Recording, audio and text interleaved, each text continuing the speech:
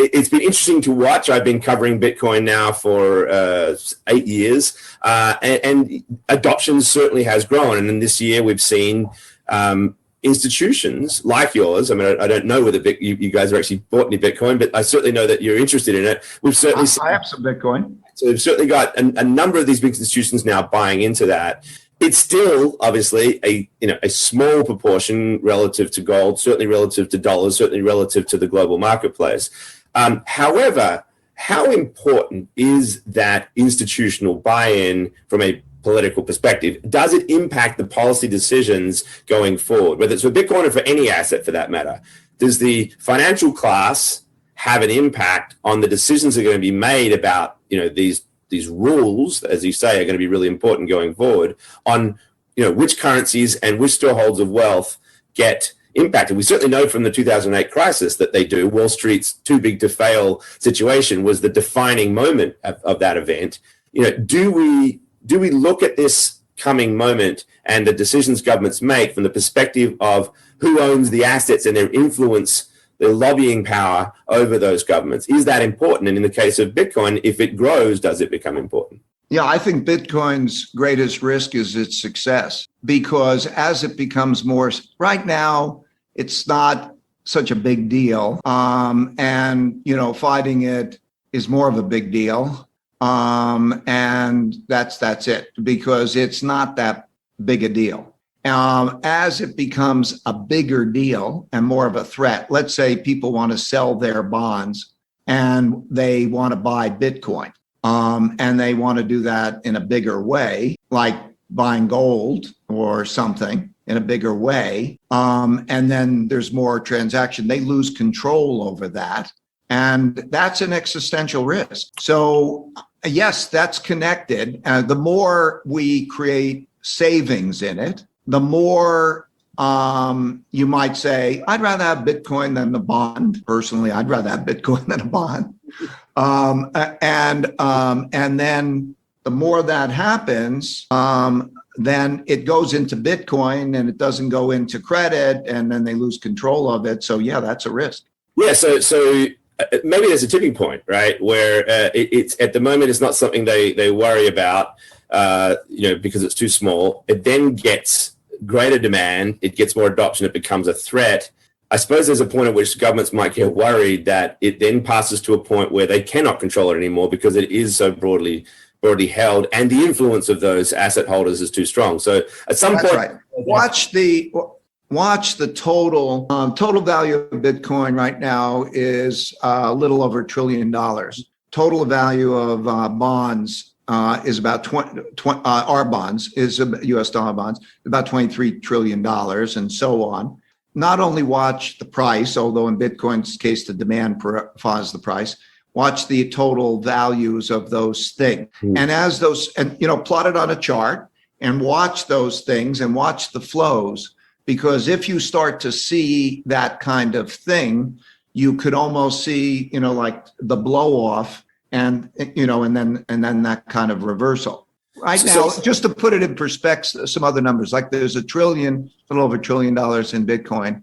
If for gold, if you take out central bank ownerships, because central banks won't own Bitcoin I don't believe, for various reasons that I can digress it, as an asset. And if you take out jewelry from gold, then you have a bit over $5 trillion.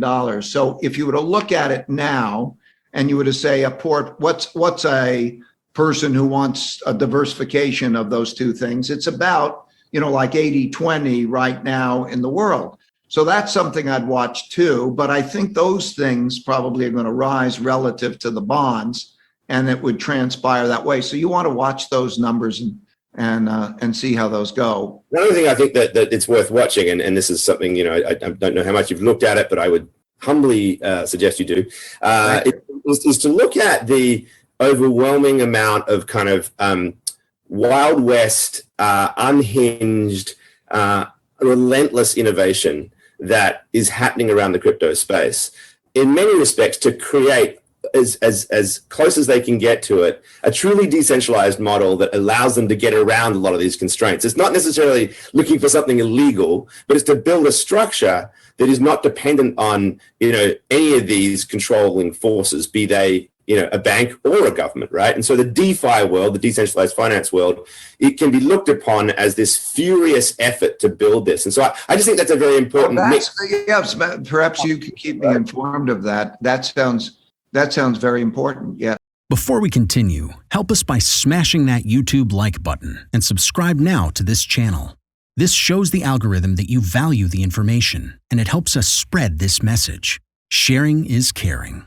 Please like and subscribe now. Thank you. And now let's continue. So with that in mind, you start talking about diversification and everything else. What are your recommendations? What does a person? I'm also interested in this. You started off talking about zero interest rates and sort of being the return on financial assets being driven down essentially close to zero. And I'm thinking, I'm a little older. You and I probably, it's not as big an issue for us, but I've got young daughters who are just leaving school, for whom the future of zero interest rates, on what they're going to be earning over the years is just highly unattractive and has all sorts of problems along the lines of what you're just talking about. What does a smart portfolio look like with that in mind, but also obviously the bigger, international hegemonic issues that you were talking about? Well, I think the same thing. These things come across about once in a lifetime, the problem with most people is if they didn't experience it, they don't understand it. I think it creates this environment. I would recommend to anybody who's interested, I put it on LinkedIn, my study of what's called the changing world order. And it goes back and it shows the patterns of there, because it's like if you were in the 20s, you're experiencing the 1920s, and so on. And you cannot imagine what's ahead because it hadn't happened in your lifetime. The New World Order. So we're in a spot of the cycle.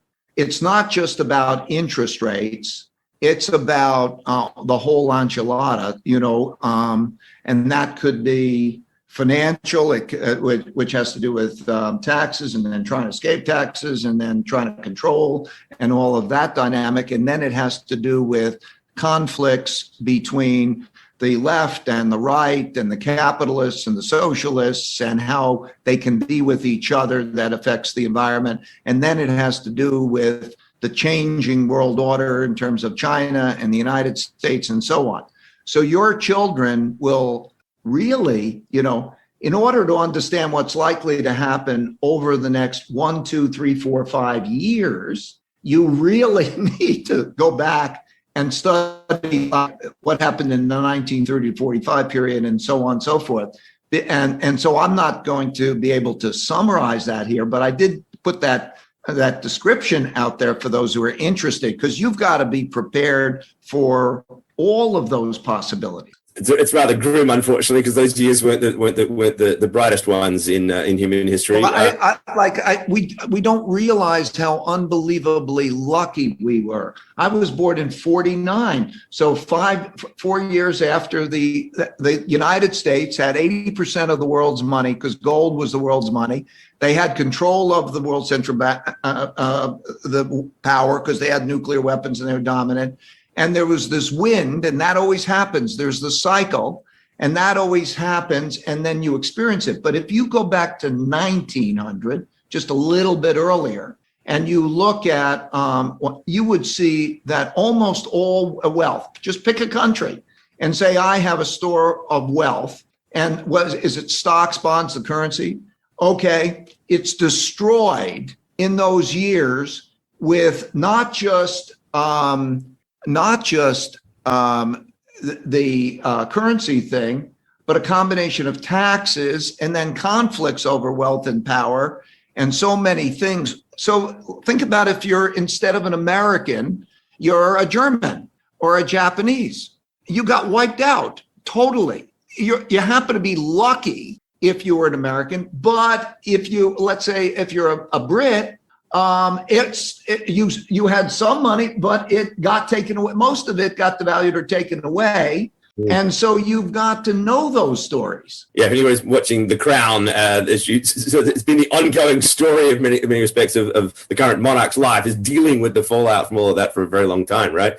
I spent 6 years of my life in Argentina, and I often say, oh, look, imagine you're an Argentine, because they're this boom bust and the destruction of your wealth aspect is a visceral element of, that a much shorter cycle, a 10-year cycle is what sometimes people describe this. So clearly something very real. And so when you start to think of all the way, take your wealth and you start to think, how do I protect that from all of those things?